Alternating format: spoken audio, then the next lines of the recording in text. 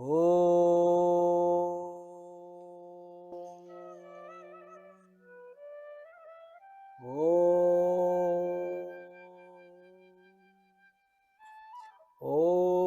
श्री गणेशाय नमः। ॐ ऐं सरस्वत्यै नमः। ॐ श्री गुरुवे नमः। ॐ भूर्भुवस्वः तत्सवितुर्वरेण्यं भर्गो देवस्य धीमहि धियो यो नः प्रचोदयात्। ॐ कृष्णाय वासुदेवाय हरये परमात्मने प्रणतक्लेशनाशाय गोविन्दाय नमो नमः। ॐ त्र्यम्बकं यजामहे सुगन्धिं पुष्टिवर्धनम् उर्वारुकमिव बन्धनान् मृत्योर्मोक्षीयमामृतात्। ॐ शान्तिः शान्तिः शान्तिः। हरि ओम Tat Sat. Welcome to today's Yoga Vashistha Satsang. May the divine energy bless each one of you, either listening now or later, and may you be filled with bliss, joy, and happiness. May this feeling of Satsanga continue to permeate all during the day and every moment of your life. Let us be grateful, touch Mother Earth, thank God, thank all our Guru, thank everybody for this blessing that we receive through the Satsanga, and also on Sundays where we do Bhagavad Gita. Profound blessings are flowing from Lord Krishna and Lord Rama through Yoga Vashistha and Bhagavad Gita, and most importantly through our Guruji, Swami JyotirmayAnanda Maharaj. So our humble prostrations to the all-pervading Brahman, to our worshipful Guruji, Swami JyotirmayAnanda Maharaj, to all sages and saints, all our holy scriptures, and to the divinity in each one of you. हमारा दंडवत प्रणाम है उस ब्रह्मांडी ईश्वरीय शक्ति को, हमारे परम पूज्य गुरुदेव स्वामी ज्योतिर्मयानंद जी महाराज को, सब साधु संतों को, ऋषियों मुनियों को, और आप सब में विद्यमान परमेश्वर को. May you all be blessed, may you all enjoy, continue to find this satsanga blissful and helpful, and may every dimension of your life improve through these profound teachings of these holy scriptures. ईश्वर की कृपा आप सब पर बनी रहे, ये सत्संग का सुख हम सबको प्राप्त होता रहे, यही ईश्वर से प्रार्थना है. Our prayers are that may we continue to enjoy the nectar of satsang together, and may we continue to be seeking our journeys, finding our path to liberation in this very life. In this very life, let us all pray for all the unfortunate souls, people who don't have food, who don't have employment, who have so many troubles in this life. But with our joint prayers, we can bless them, and this too shall end. Whatever difficulties we are going through, certainly end. After every night, there is a day, the sun comes shining forth. तो सूर्य का प्रकाश पूर्ण रूप से आता है. And when that sun comes, all the darkness vanishes, all the scariness, the fear is gone. Much in the same way, we should continue our effort with faith, even though it may seem like darkness right now. So don't give up, continue your sadhana, continue to have faith, and you are the architect of your own destiny. आप अपने भविष्य के निर्माता स्वयं हैं, And there is a lot of power in prayers. When we jointly pray, we help many souls. So continue your sadhana to the best of your ability. During difficult times, even a little bit of sadhana goes a long way. But be consistent. Even if you do a little, you have to do that little bit. Just like you eat your food every day, you shower every day. So, with this prayer for all of humanity, let us read our Guruji's message for today, and then we will do our Kirtan followed by Yoga Vashistha.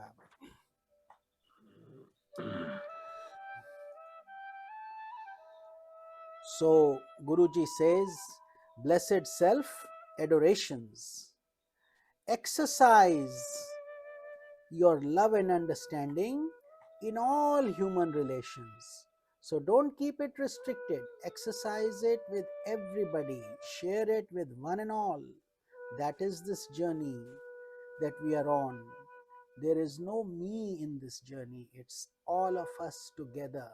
Practically, we do things, of course, but inwardly, we should have that feeling of oneness, wholeness, unity. So, all relations. Let love conquer hate. Don't hate anybody. Don't hate anything. Love will overcome. Any sacrifice that you practice for this great project will become a flower offered to God. And that is the journey we are on. It is not easy to bear insult, bear injury, when somebody says something rude to you, to not respond back immediately in the same coin. Initially, it is hard, but once you start practicing it, it becomes easier and you avoid a lot of stress. Otherwise, you get agitated, the person gets agitated, the situation escalates, and nobody benefits. But if you are calm, you have saved yourself a lot of energy. You keep conserving it to yourself, and you keep that bliss to yourself, and you are the sadhak. Just because you are on the spiritual path doesn't mean that everybody is. The world is diverse. All kinds of people are available and do all kinds of things. So we are the ones who have to shoulder extra burden, extra responsibility to keep our own peace also. And once we fail, we should know that we are not that elevated just yet, which is a good thing. We are knowing that we are not succeeding. So we have to work extra hard on that quality. Some will come easily, some will take a lot of effort.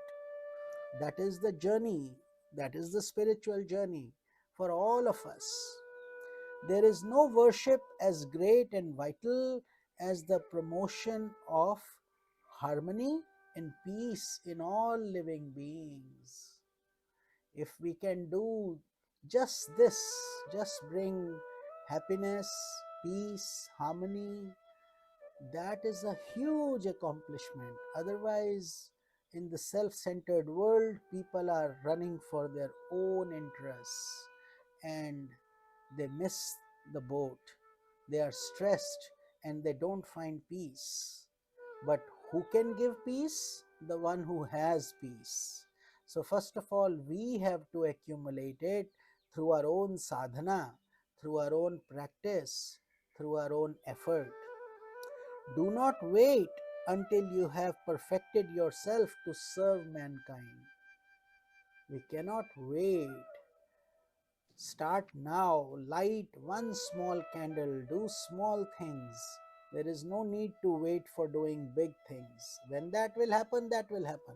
But now, if you have any skill, any talent, and not all serving humanity, if you don't have financial resources, you can help with physical resources, with a skill, a talent, anything that you have to help others. And then you take up any project useful to humanity, no matter how small it is. Don't worry about the size. It will the peace that will come through that process will be much greater than anything you imagine. But when it is done in a selfless way for helping others, you will experience spiritual expansion. And that is why we should always do these things: integral yoga, karma yoga, bhakti yoga, dhyana yoga, jnana yoga. So it's a holistic integrated process. You also call it Sampurna Yoga, full, not just doing exercises, not just meditating, but a little bit of selfless service, volunteering, helping the poor, a little bit of devotion, a little bit of meditation, and a little bit of satsang, scripture reading. But the key is to do it daily, not just once in a while, but every day, little nuggets. And if you, whatever time you have, if you have more time and you are a serious aspirant, surely you should do more. But if you are working and you don't have time, then you can create your own structure that works best for you. May God bless you. Thine, Swami JyotirmayAnanda ji. So beautiful message for all of us. We all should lead a holistic, integrated, happy life, and we don't need to be running after a lot of big things, just small things. Once you have that peace within your heart, you are richer than billionaires, millionaires. You have it all. Most people don't have that. So that is the criteria, and also you take that with you. You take all these qualities, good or bad, they will go with us. There is no such thing as death, no such thing, only disappearance of the physical form, which we say. So with that thought, let us chant our satsang, our kirtan, and followed by Yoga Vashistha. Jaya Ganesh, Jaya Ganesh, Jaya Ganesh, Pahi Mam, Shri Ganesh, Shri Ganesh, Shri Ganesh, Raksha Mam, Sharvana Bhav, Sharvana Bhav, Sharvana Bhav, Pahi Mam, Kartikeya, Kartikeya, Kartikeya, Raksha Mam, Jaya Saraswati, Jaya Saraswati, Jaya Saraswati, Pahi Mam, Shri Saraswati, Shri Saraswati, Shri Saraswati, Rakshamam. Jaya Guru Shiva Guru Hari Guru Ram, Jagat Guru Param Guru Sat Guru Sham. Om Adi Guru Advait Guru Anand Guru Om. Chid Guru Chid Ghan Guru Chinmaya Guru Om. Jagat Guru Om Guru Sachitananda Shankaracharya Shivananda Jyotirmayananda. Om Namah Shivaya, Om Namah Shivaya, Om Namah Shivaya, Om Namah Shivaya. Shiva Shiva Shiva Shiva Shivaya Nama. Om Har Har Har Har Namah Shivaya. Om Namo Narayanaya, Om Namo Narayanaya, Om Namo Narayanaya, Om Namo Narayanaya, Om Namo Bhagavate Vasudevaya. Om Namo Bhagavate Ramachandraya. Hare Ram, Hare Ram, Ram Ram, Hare Hare. Hare Krishna, Krishna Krishna, Hare Hare. Anjaneya, Anjaneya, Anjaneya, Pahi Mam. Hanumanta, Hanumanta, Hanumanta, Raksha Mam. Om Shakti, Om Shakti, Om Shakti, Pahi Mam. Brahma Shakti, Vishnu Shakti, Shiva Shakti, Raksha Mam. Adi Shakti, Mahashakti, Parashakti, Pahi Mam. Ichha Shakti, Kriya Shakti, Jnana Shakti, Raksha Mam. Gangarani, Gangarani, Gangarani, Pahi Mam. Bhagirathi, Bhagirathi, Bhagirathi, Raksha Mam. Hari Om, Hari Om, Hari Hari, Hari Om. Hari Om, Hari Om, Hari Hari, Hari Om. Om Shanti, Om Shanti, Om Shanti, Om. Om Shanti, Om Shanti, Om Shanti, Om. Om Shanti, Om Shanti, Om Shanti, Om. Om Shanti, Om Shanti, Om Shanti, Om.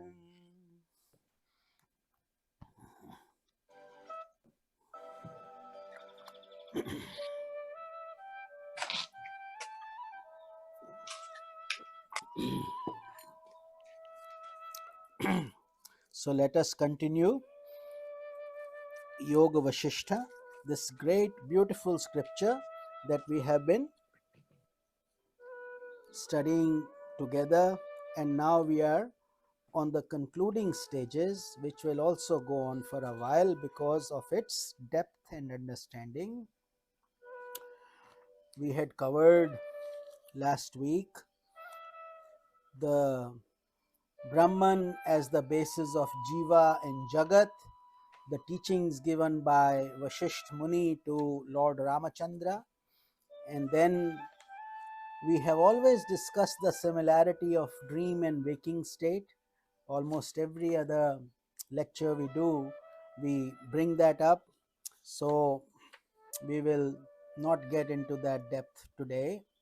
The negation of kyatis, everything is illusory. So as Lord Rama is listening to this profound teaching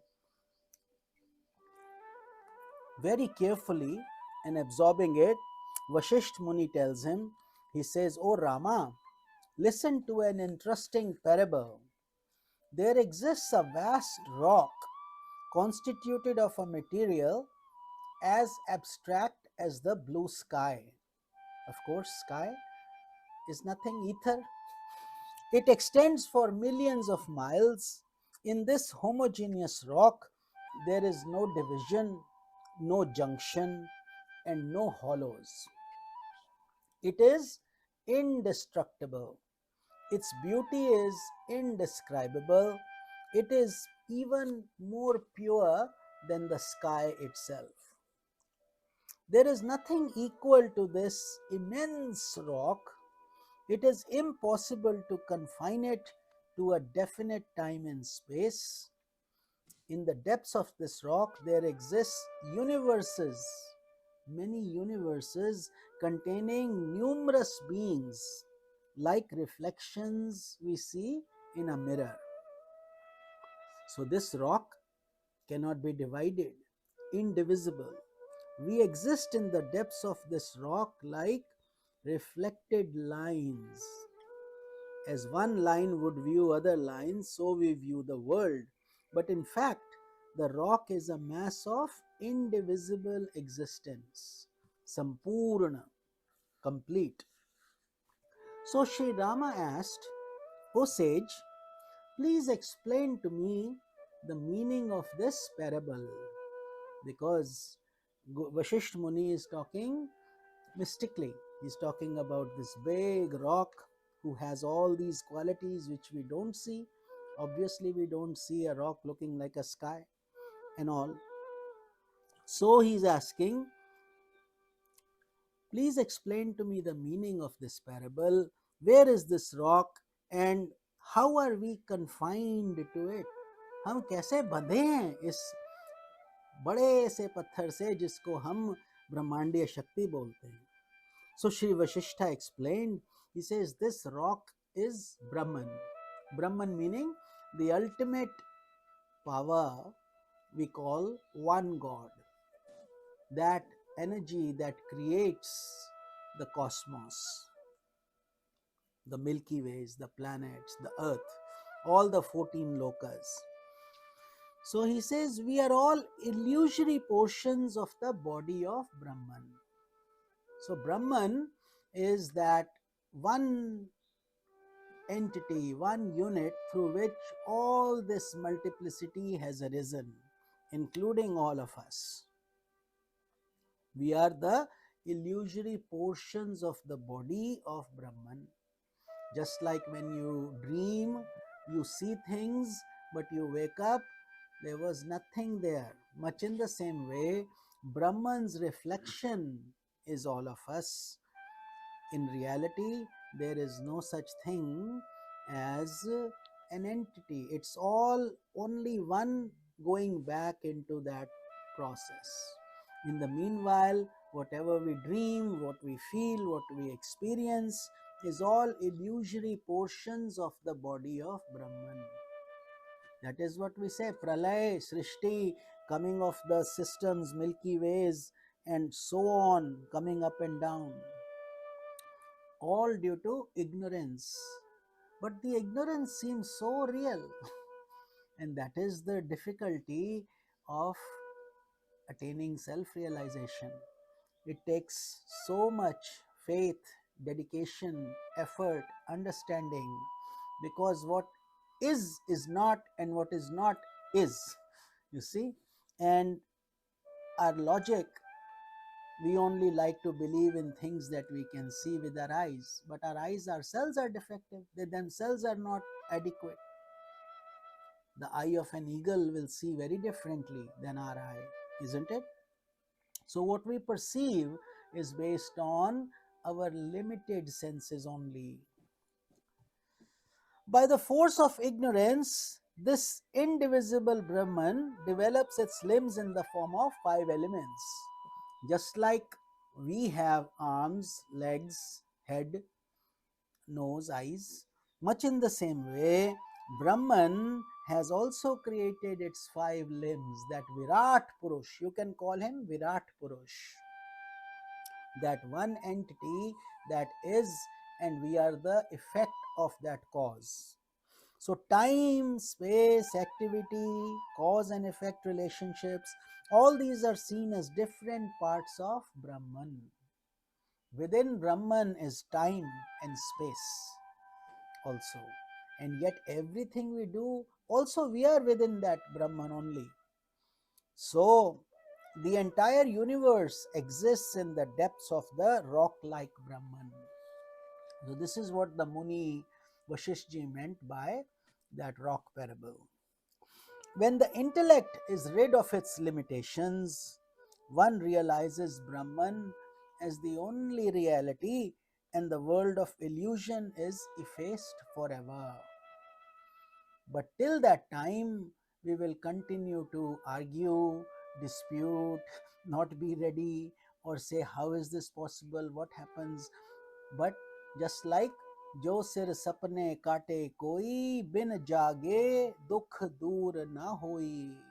If somebody chops off our head in our dream, the only solution is to wake up. Then there is no fear, nobody is chopping your head off. But if you keep on dreaming, the pain will be very real to you. That pain will be as if you are really going through that misery. When you see a snake in your dream, you don't know you are dreaming till you wake up. And much in the same way, when we discover Brahman, then we have truly woken up. Till then, we are sleeping, and therefore, in this sleep, everything is what it is. It is real. So, section 167 to 169, we will cover the glory of enlightenment. Enlightenment meaning mukti, liberation, self-realization, God realization, nirvana. All these names, they all mean the same thing.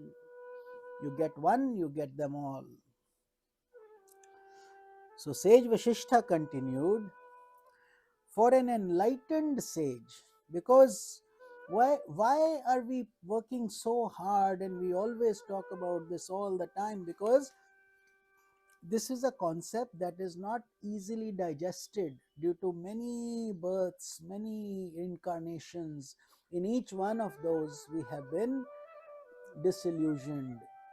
We have come from one body to another, and we did not achieve the final objective of going back to the source. So, in other words, our dream is continuing still from one body to the other. So, Sage Vashistha said, for an enlightened sage whose mind flows towards the divine self, the objects of pleasure and pain are no longer pleasurable, and the objects of pain are no longer painful. Such a sage is liberated. So, how do you tell? Not by them doing unnatural things like flying or producing gold or doing all kind of tricks. That is not liberation. Those are magicians do those things also. So that is not siddhis, and siddhis are available. Siddhis, many yogis get caught in that. Initially they wanted liberation, but then they suddenly see they can levitate or they can start walking on water, and all of a sudden the ego tells them that they have become so powerful, and therefore they miss the ultimate destination. They get stuck in those little things. So you have to not be too excited when good things happen, and don't be too dejected when difficulties come. These are the signs. If we want to be liberated, Bhagavad Gita in chapter 2 from shloka number 55 to 72 shares these same things in a different format. So if liberation is important, then we have to understand how we should be experiencing these things in our personal life. And when we start making progress, we will know. And then the divinity is the one who will open up the curtain of enlightenment. But enjoy the journey just as we are going on that path. रास्ता भी उतना ही मधुर होना चाहिए जितना अंतिम यात्रा. So while the mind of the unenlightened does not turn away from the objects of the world, the mind of a sage is unable to detach itself from the divine self. Completely opposite. For a worldly person to sit in a satsang is like a punishment, because he will think, oh, I could have watched a movie, I could have gone to the mall, I could have done so many other things, I could have made some money. Whereas a liberated sage is the exact opposite. He always wants to be in the bliss and nectar of divinity, and to come into the world is what it becomes painful for him. If that is starting to happen, then understand that you are progressing on that path. You are a serious aspirant, but we have to be totally honest with ourselves. It is not a test for the world. You and your Guru and God. That's it. So you will know. And if that is happening, then that is a great progress, great, beautiful sign.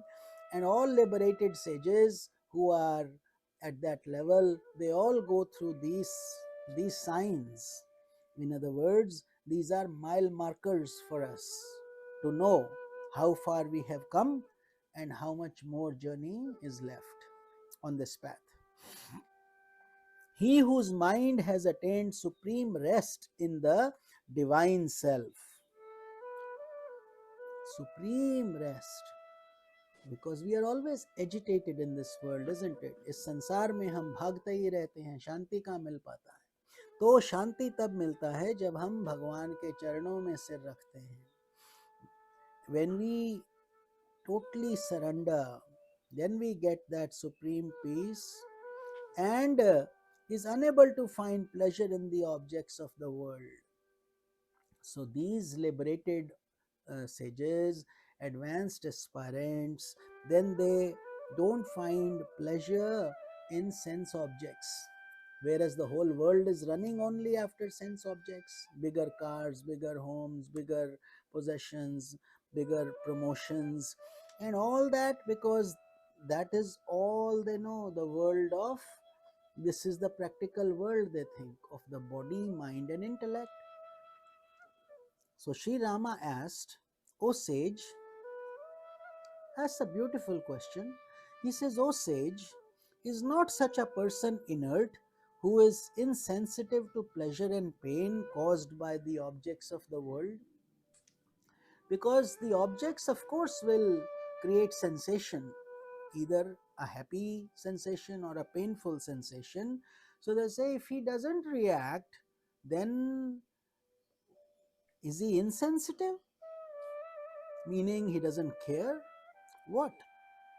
Or inert?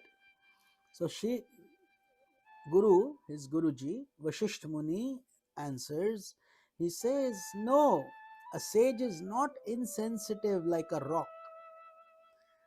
They are called Jad Padartha. Rocks are Jad. They don't have feelings, but humans do, people with consciousness do.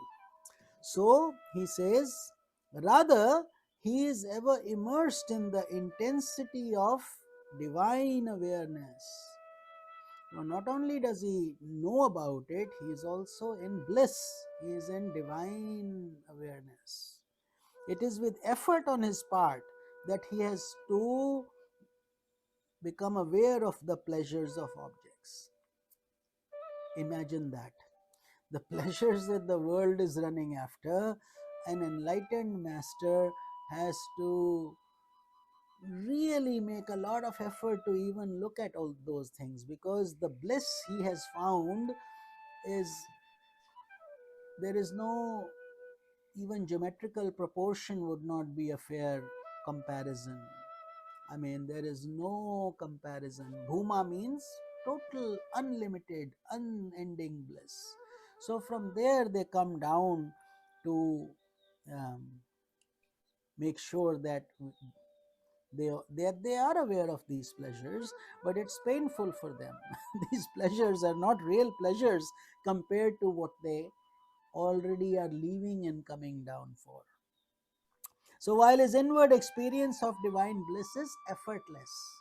So you see, like we effortlessly are dragged towards pleasures, for enlightened masters, they are always in supreme bliss, and for them it is effortless. That bliss is effortless, and coming to these pleasures and these sense objects takes effort. They are aware of it. It's not that they don't know what these pleasures are. For one whose doubts have been dispelled by discriminative knowledge, and who thus rests in the self, for him all limitations are broken. See, the doubts, because still we have a doubt, meaning we are not enlightened yet. But the journey is proper, the effort is good. If you have a good guide and you are a sincere aspirant, then you will accelerate on this path. But so a serious aspirant, then he starts resting in the self, and then all limitations are broken, all questions end. The very knots of the heart are rent asunder. So there are three granthis, three knots that we have. They call it the karma granthi. It's in the navel center. That is the knot of uh, activity. So that's what keeps us running in the world, running here, there. Work never ends, body ends, but no, work never ends. So that is the karma granthi, but it is knotted. These knots are very knotty. Therefore, we have to take a lot of time and patience in opening these knots. So first, karma yoga. Through karma granthi, we do actions for our own selfish interest, for me, and then on this path, we have to then reverse the process, make it thine, not mine. When we do that, then with intense effort, this knot opens up, karma granthi. Second knot, Kama Granthi. Kama Granthi, the knot of desires, endless desires, like pouring butter on fire. How do you expect the fire to extinguish? It cannot. वो बढ़ता ही जाएगा. And that's what actually happens. So therefore, through practice, through vairagya, dispassion, through listening to satsanga, deepening your spiritual knowledge, these desires will start to evaporate. And when that happens, then you have broken the second knot of Kama Granthi, the knot of desires. So basically, become desireless. Aspire, but don't desire. Aspire is good, aspiration is good. Some may say liberation is a desire. No, it's a healthy desire. It's an aspiration. You want that desire. You want to be healthy. You want to be good. You want to be compassionate and kind and loving. So those desires you don't throw away. Which desires then do you avoid? The desires to be pulled into the world, the desires to be me, greed, mine, and jealousy, anger, lust. All those are unhealthy desires. And when we truly, sincerely walk on this holy path, then what happens? We start opening that second knot, Kama Granthi. And the third Granthi, which is the knottiest, is the Avidya Granthi, the most knotted one. Avidya means ignorance. Because of ignorance, we keep on looking at the unreal and we call it real. It's not real. So, therefore, that eventual knowledge where the mist of ignorance is removed, and that happens through exactly what we are doing now, through satsanga, through listening to sages and saints, by being humble, asking questions, clarifying our doubts, and so on. And slowly the mist starts to move, just like the sun shines and all the fog is dispersed. That is the third knot. So these three knots, we also say that in our um, satsang that we chant every time: Om Shakti, Brahma Shakti, Vishnu Shakti, Shiva Shakti, Ichha Shakti, Kriya Shakti, Jnana Shakti. So these are the three Shaktis knots we just talked about. Ichha Shakti means Kama Granthi, Kriya Shakti, Karma Granthi, Jnana Shakti, Avidya Granthi. So when we chant this, we are also praying for these knots to be removed by the deities, Brahma, Vishnu, Mahesh, the creators of this human body that we have all received. So, sustaining his life on the basis of his fructifying karmas, he maintains a balanced mind devoid of desire and egoistic will. Therefore, he rests in the Supreme Self, who? An enlightened sage. So, whatever karma comes, he knows that is the past. He cannot change it. So he simply receives the fruit and he purges the karma and he moves on. But when we resist the karma, when we don't like it, when we say, why this, why me, why, we create a lot of stress in our own body, and we also intensify our own karma, because now we are not willingly accepting it. So if it's our surgery, we have to agree to be to the surgery, and then we go to the operating theater and the doctor gives us the treatment. Otherwise, how will we get treated? No, there is no way. We will not be, and we will make the matter worse. So much in the same way. So these sages, they are active in this world of practical reality, so active, always doing something, always helping others for nishkamya seva, not for themselves, but to help other souls, because what they have achieved, they want others also to enjoy that. So he does not harbor attachment towards any object of the world or anybody. They love everybody, but they are not attached to anybody.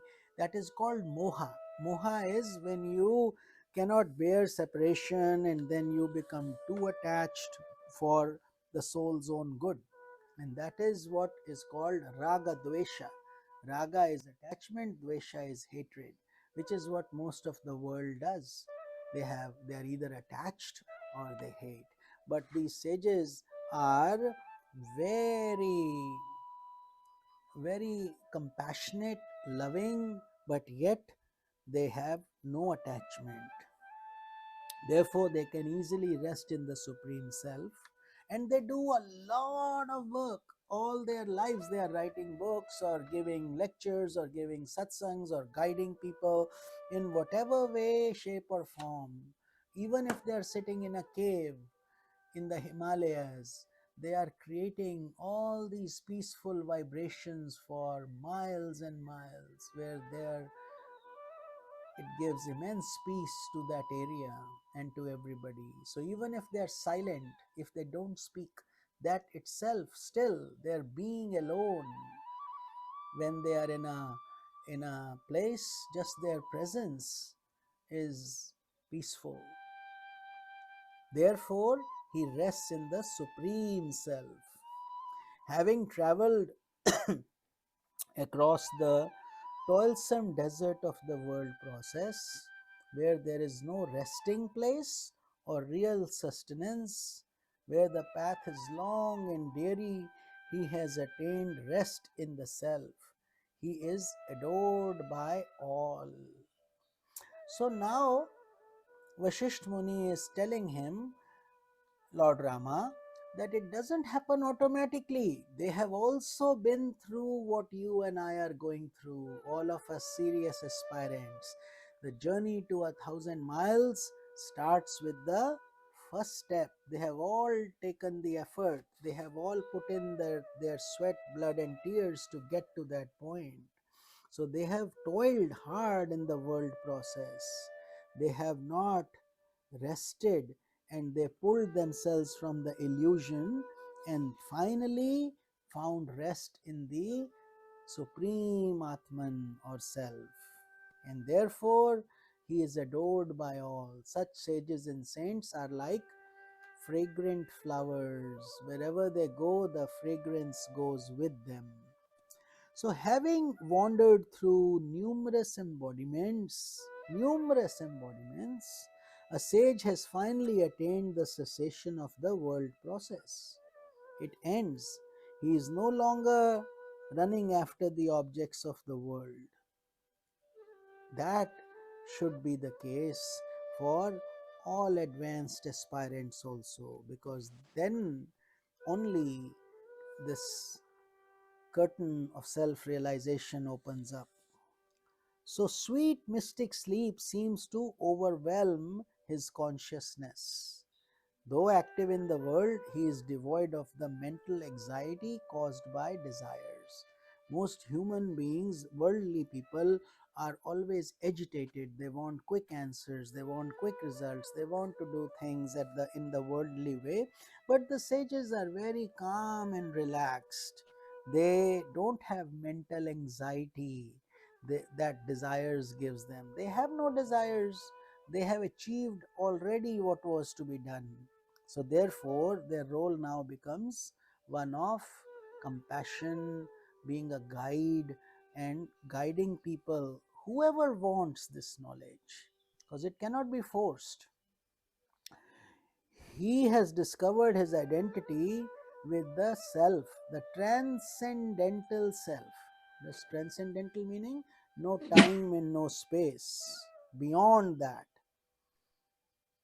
the world of subject and object, seer and sight. He does not abide in this world anymore. So that is why it is so hard to explain the experience of self realization. Anybody who has achieved it is now on the other side, and these senses, meaning our eyes, ears, our mouth, our tongue, our voice, they all become inadequate to explain that. Therefore, that is an experience to be experienced, not to be heard. A sage is like one who sleeps peacefully, having withdrawn himself from the city of dreams. He enjoys sleepless sleep because he abides in the fourth state of consciousness, which is called Turiya. He transcends the waking, dream, and deep sleep, which most people do that only. Either they are awake, or they dream, or they go into deep sleep. Then they wake up again. Very few people actually experience the fourth state of Turiya or Samadhi. And even a little bit of that experience is enough to expand our consciousness greatly. That is why the old munis and siddhas and all these people paid so much emphasis, so much importance on deeper meditation, going within, closing, trying to see the self within, the light that is generating your intellect, your mind, your senses, your ego, the things you see, all coming from that transcendental, which cannot be touched, it cannot be felt, it cannot be seen, it cannot be expressed. Unborn, unending, omnipotent, omnipresent, omniscient, and yet such a big mystery that unless it is achieved. But that is what is so special about Sanatana Dharma. Sages and saints have spent countless hours, and countless of these Vedas have come from them, Upanishads have come from them, all these scriptures have come. But if we have a sincere heart and faith, and we go deep and follow the direction of this Guru Shishya Parampara, it will greatly benefit those sincere souls. So, having attained the end of a very long journey, he is unable to utter a word. Very long journey meaning many lifetimes, not just this lifetime. Each of us are also on this journey only, and all we can do is put in our effort and sit for the exam, and then success will come, but comes through that divine grace, through our evolution, through our purity. Like a river that has jumped into the ocean, now has become the ocean, no longer the river. So that is the challenge that we are trying to achieve. And then, so it is a very long journey, there should be no rush for it. Enjoy the journey as much as the destination. So that aspirant, that sadhak who has now achieved self realization, he is unable to utter a word because he is filled with inward bliss. What can he utter? How can he express? Even we cannot express simple things. Like if you are eating a dessert that you really enjoy, and you are making all kinds of experience, somebody asks you, how does it taste? How can you transfer it unless he eats it? And his eating may have a different experience altogether based on his likes and dislikes. So therefore, this journey is way beyond our human comprehension. But inward bliss, you can imagine, at least when we get a little bit of joy or happiness in your deep sleep state, how comfortable you feel. You forget about everything. You forget about who you are, where you live, what your house is, what your family is, what your name is, what kind of actions you have to do. Everything you totally forget. And then when you wake up, all of those come back in the waking state, much in the same way. But bliss, so imagine when that bliss becomes unbounded, no coming back from that bliss. That is the called the sleepless sleep. Many people call it Sahaj Samadhi. You know, um, there is this is a common word these days, loosely used, but very difficult to do. Sahaj Samadhi meaning uh, walking, talking, eating, sleeping, you're always in that state of bliss, which means that is an enlightened state. All enlightened sages and saints experience Sahaj Samadhi only. So, while most people in the world slumber in the darkness of ignorance, why? Because that's all they see. The world is real, my body is real, my family is real, my job is real, my car is real, my things are real. I want to do this, I want to do that. And it is real because that dream is so real.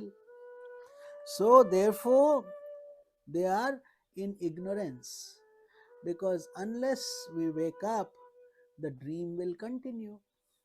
A sage continues to be awake and active. There is this shloka in Bhagavad Gita also, that when it is waking time for the world, a sage sleeps, and when the sage wakes up, the world sleeps, which means not his physical sleeping, but ignorance.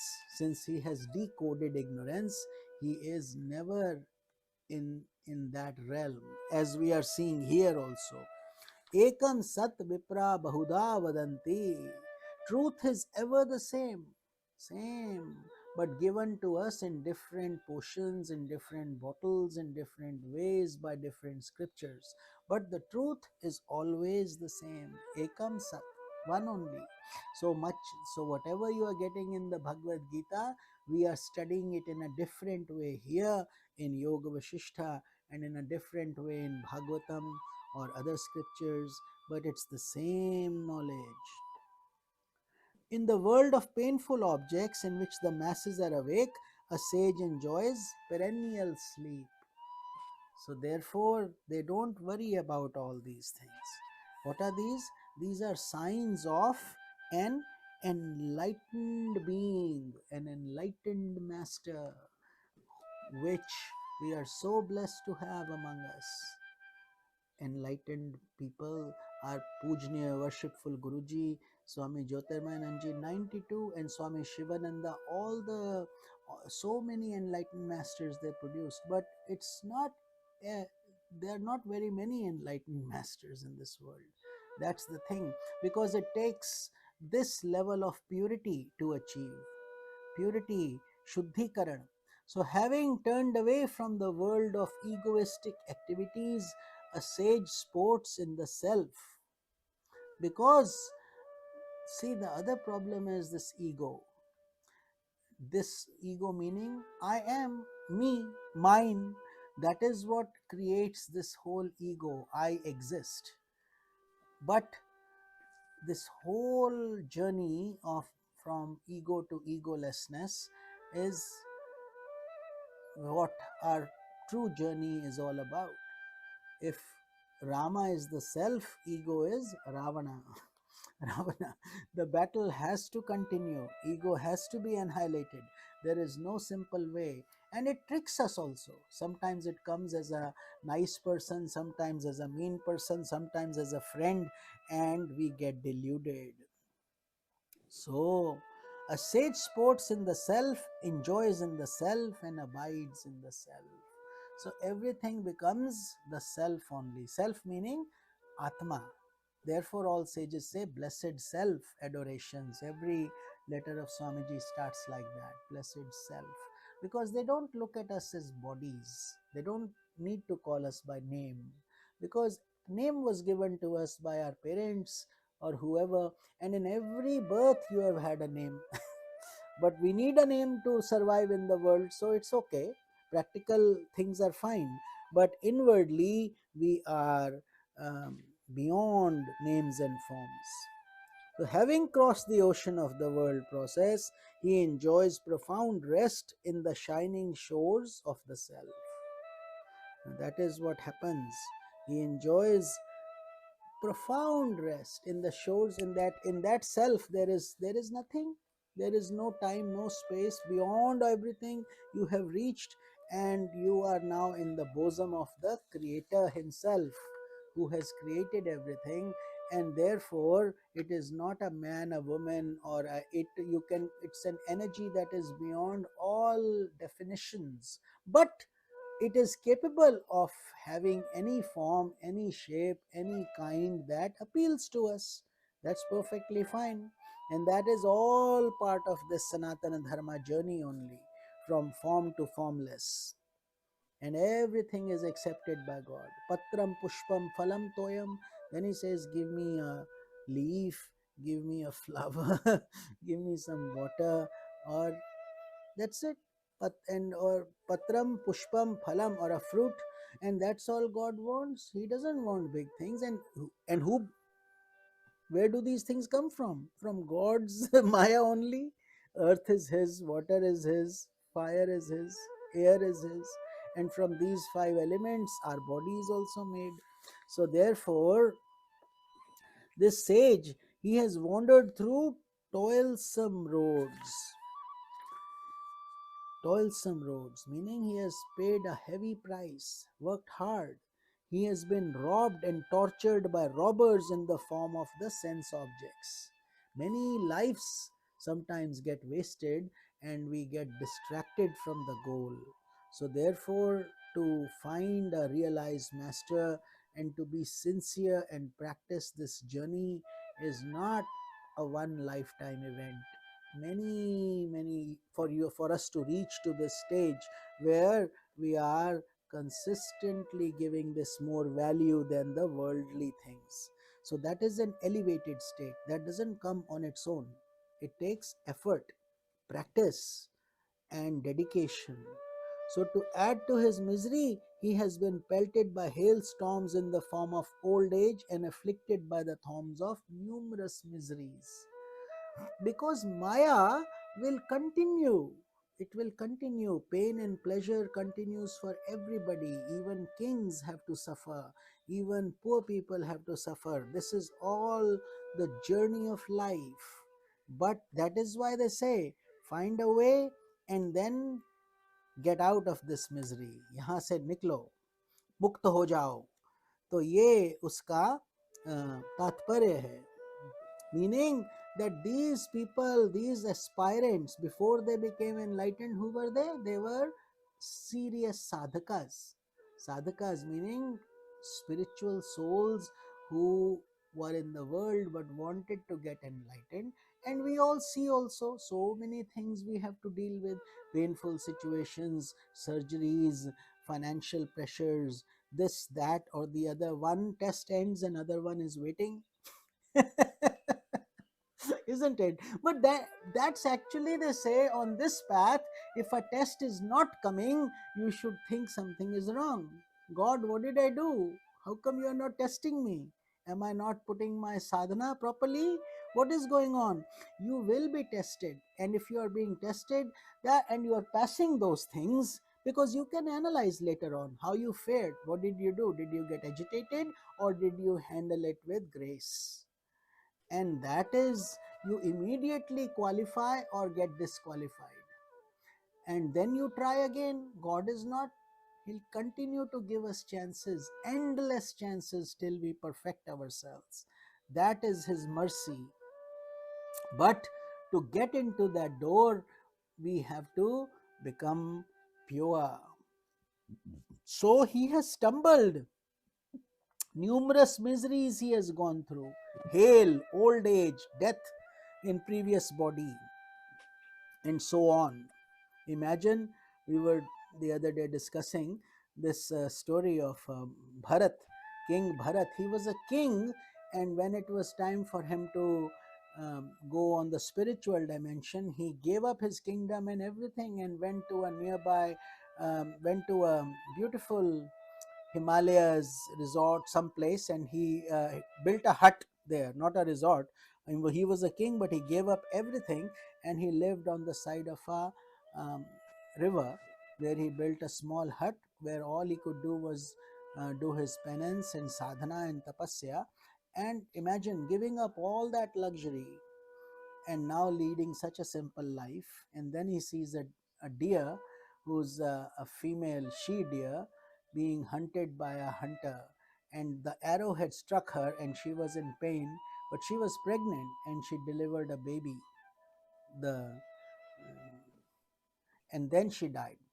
And the king, out of compassion, his name was King Bharat, and actually one of the names of India is called Bharat. So some of it is, they say it's on that king. But he brought that little fawn, and now he started feeding it milk, taking care of it, and so on. And he got attached to it. Imagine giving up everything, kingdom, riches, palace, and here you are living such a simple, humble life. And now that little fawn would, he didn't know, because his mother had passed away. He would think the king is his mother, so he would come sit in his lap when he would be meditating, and he would pet him, and all that is great. Eventually, what happened is, when the king's time of death came, something happened. It was time for him to go. He, his mind, thought went into, what is happening to that fawn, where she is, I hope she is okay, and who will take care of her. The minute that thought came, who will take care of her, he um, died, ended his body. And the next body he received was of a deer. And this is what Bhagavad Gita tells us so deeply.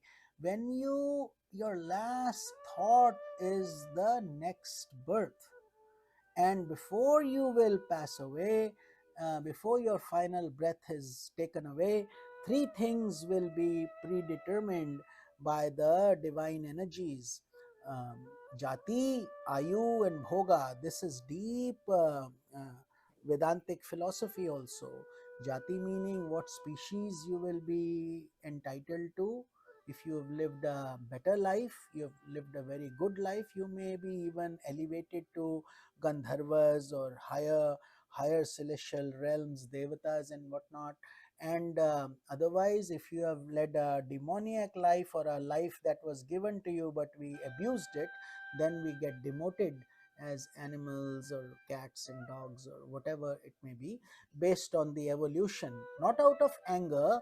God does nothing like that. He's basically just giving us the results of our karma. Like when you cross a red light and you get a ticket, don't complain. You have done it. You actually broke the law. So therefore, the law will take effect. Much in the same way, these laws, they are laws. So God has nothing to do with it. It's our own doing. We have done it. So if we are facing misery now, in some other past birth we have caused misery to somebody. So therefore it is time to gracefully accept it. But one thing is there: you have the ability to change whatever you want to.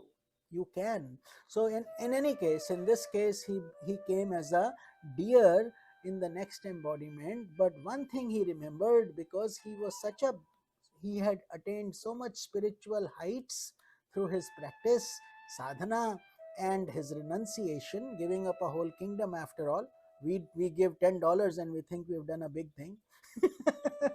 So here he gave up his whole kingdom, imagine. So that merit was good. And so he remembered his past birth. He knew what he did, and he didn't want to make that mistake again. And thankfully, due to his good karmas, there was an ashram nearby where the sages and saints would have satsang all the time. So the deer gave up his company of all his friends and this and that, and growing up and frolicking around, and with all the people, his sangha, his own dear people, he left them, and he would stay in the ashram only. And then he once started going deep into that knowledge, meditation, and then he passed his breath that way, in the thoughts of God. And the final embodiment, he came as an enlightened being. His name was Jad Bharat. But he was born in a very poor Brahmin family, and he would do all kinds of foolish things. The world, his brothers would beat him up, give him burnt food. He would eat it as if it was very delicious. He had no sense perceptions, no taste perceptions. He was totally from a different dimension. Very, very, um, you may think that he wasn't belonging to the world, but he didn't fit into the world because of those reasons. So people would come and beat him up or whatever, he would still smile and laugh. He didn't know. But one day, a king of that area was going, and he wanted a palanquin, right, person who could one day his, because in those days they didn't have cars, they used to have these have you heard of the palanquin, where four people are supposed to carry you on the shoulders? So the rich kings and all those people would, when they didn't want to ride the horse, they would sit like that, and it would also show to the people that some big shot is coming, celebrity is coming, that kind of thing. So they would carry. So this one person fell sick, so they needed four, and they found him to be very healthy and good. So the king said, "Hey, you come," and they put him, trained him a little bit, and they put him to carry the king. The king was actually going to see a sage to get some satsang and to get some knowledge. His name was King Rehugan. Rehugan. We are digressing a little bit, but it's important because when we talk about these things, when I say the last thought, these things matter. What we do matters. Every action is important. So here, this Rehugan is now looking at the ants below. He didn't want to kill them, so he would see something, he would jump, and then his actions were awkward because he was not a trained like the others. So he was off sync. So when he was off sync, basically the king was getting bumps inside, big shakes inside. So the king got very upset, and he says, "What's wrong with you? Why are you doing this? And is this the way to carry me?" And then Rehugan, he this Jad Bharat told Rehugan, "O king, who's carrying who? Who's what? What's where?" And then the philosophy, he gave him a big discourse where King Rehugan realized he was not talking to someone average. He knew he was an enlightened being, and then he fell at his footsteps right there and sought for um, his guidance and made him his guru. And then Jad Bharat gave him a big long teaching. It's in the Bhagavatam, maybe we will cover one day, because all these questions he had asked and how he responded was very profound. So, therefore, what we are saying is it takes many lives. That was the point we were trying to make here, that in the course of his wanderings and enlightened, he's enlightened today, but look where he's coming from. Look at Jad Bharat also. In the course, he encounters a guide in the form of a spiritual preceptor. So then on this journey, from many lives, after going through many painful situations, the aspirant finally meets his guru, spiritual preceptor, the one who has actually been to that, has actually achieved that, and now will show the the same direction to the disciples. He followed his instructions, and having crossed the forest of the world process, he now sleeps peacefully in the self wherein there is no need for a cushioned bed. So what a beautiful transition. So basically, Vashisht Muni wants to be sure that we have no illusions about this process. It's not as simple as ABC, or how we do things in a rush and we want to get the results. There is no such thing here. This is the journey of faith and of love, and then intense effort.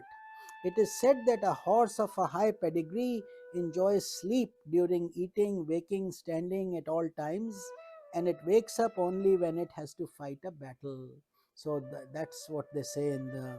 I'm not sure. I'm assuming it must be true. But regardless, the analogy is that a sage is very similar to that horse, ever immersed in the sleep of non duality, always sleeping in Advaita. So for them, duality doesn't exist. They are always in the non dual mode, always saying, I am in God and God is in me. Therefore, I am not different from Him.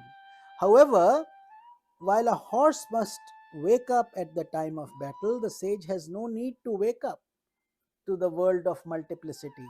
Why not? because he has already attained eternal freedom in the battle of life. He has achieved that. That curtain is no longer veiling him. वो पर्दा अब नहीं रहा, पर्दा हट हट चुका है.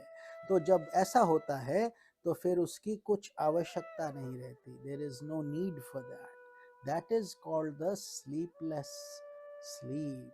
In reality, to get to that point, the sleep that is enjoyed by a sage is unique in nature, not like the sleep you and I have when we are closing the lights and then we sleep and then we wake up. Even the thundering clouds during the end of creation cannot awaken him, nor can he be awakened even in his body if it is cut down by weapons. So think of that, cutting down of a body and embers falling and still them being established in the self, meaning they have attained something that is beyond the dimensions of body, mind, senses, intellect, ego, whatever we are used to, it is beyond that concept. So even without closing his eyes, a sage sees the disappearance of the world. The world doesn't exist. This is within a minute. They can shift. They have dual vision, one connected with God, the other one which takes effort to come down and talk to the world. Intoxicated by this mystic experience, he enjoys blissful sleep in his very self. So that is how these sages and saints who are enlightened, that is what they experience. And it is also a reality check for us to tell us what that experience would look like and what the journey is. Even for these enlightened sages, it didn't happen overnight. It took a lot of effort to get there, but in a blissful way, in a good way. Because if you think we are sacrificing, then we are thinking about it all wrong. Sacrifice should be going into the world. That should be a sacrifice. Otherwise, we should always be in satsanga. That is what is required for us to be a qualified sadhak. Qualification is we have to be sincere on this path. A sage has, as it were, swallowed this world in his expansive consciousness. Think about it. The consciousness, the Atma of a sage is so big that the world shrinks into a little nugget and falls into it. Just like God's creation, so big, it is so much, but for God, it is only a little grain of sand. So now he enjoys the nectar of bliss ceaselessly as he continues to slumber in his mystic sleep. So that is what the journey is awaiting for all of you. May you all attain enlightenment. May we all be sincere on this path and not worry about how quickly it can happen, when it will happen, but enjoy the journey as we go along this process. So we will continue this satsang next week, as we have many more good qualifications left and we will not be able to cover them all today. So I hope you enjoyed this satsanga. Let us do our arti together of Bhagavad, of Swami Shivananda Maharaj, Jai Jai Arti, which we always sing on Fridays. We start with Bhakti, end with Bhakti, and then this Sunday we will see you for Bhagavad Gita. And may you all enjoy this long weekend also. Some of you may be off on Monday. We had forgotten about it because we don't work anymore. So it's nice to know that this whole Memorial Day weekend is coming, a lot of people traveling. So God bless each of you. May you enjoy Shakti, Bhakti, Mukti. May you enjoy this nectar of Satsanga and continue to share your talents and love and wisdom with others also. Hari Om Tat Sat. जय जय आरती विघ्न विनायक, विघ्न विनायक श्री गणेशा। जय जय आरती सुब्रह्मण्य, सुब्रह्मण्य कार्तिकेया जय जय आरती वेणुगोपाला वेणुगोपाला वेणुलोला पाप विदुरा नवनीत चोरा जय जय आरती वेंकटरमणा वेंकटरमणा संकट हरणा सीतारामा राधे श्यामा जय जय आरती गौरी मनोहर गौरी मनोहर भवानी शंकर सांबा सदा शिव उमा महेश्वर जय जय आरती राजराजेश्वरी राजराजेश्वरी त्रिपुर सुंदरी महाकाली महालक्ष्मी महासरस्वती महाशक्ति जय जय आरती आंजनेया आंजनेया हनुमंता जय जय आरती दत्तात्रेया दत्तात्रेया त्रिमूर्ति अवतारा जय जय आरती शैनेश्वराया शैनेश्वराया भास्कराया जय जय आरती सद्गुरुनाथा सद्गुरुनाथा शिवानंदा सद्गुरुनाथा ज्योतिर्मयानंदा सद्गुरुनाथा साई बाबा जय जय आरती विघ्न विनायक न तत्र सूर्यो भाति न चंद्र तारकं नेमा विद्युतो भाति कुतोऽयम् अग्निः तमेव भान्तम् अनुभाति सर्वं तस्य भासा सर्वमिदं विभाति ओम शांति शांति शांति सर्वेषां स्वस्ति भवतु सर्वेषां शान्तिर्भवतु सर्वेषां पूर्णं भवतु सर्वेषां मङ्गलं भवतु सर्वे भवन्तु सुखिनः सर्वे सन्तु निरामयाः सर्वे भद्राणि पश्यन्तु मा कश्चित् दुःखभाग् भवेत् असतो मा सद्गमय तमसो मा ज्योतिर्गमय मृत्योर्मा अमृतं गमय ॐ करचरणकृतं वा कायजं कर्मजं वा श्रवणनयनजं वा मानसं वा पराधं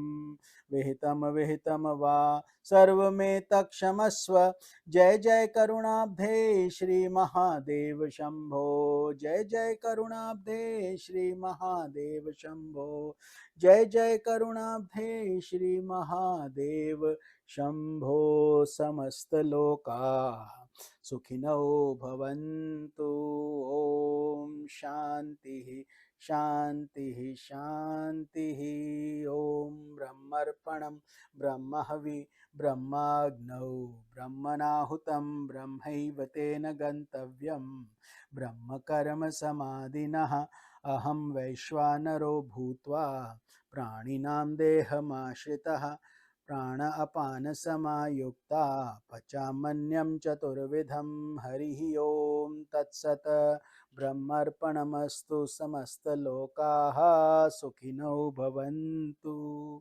ओम शांति शांति शांति. So divine blessings and thank you to each one of you for joining us and for those who will be listening to this satsang in the future.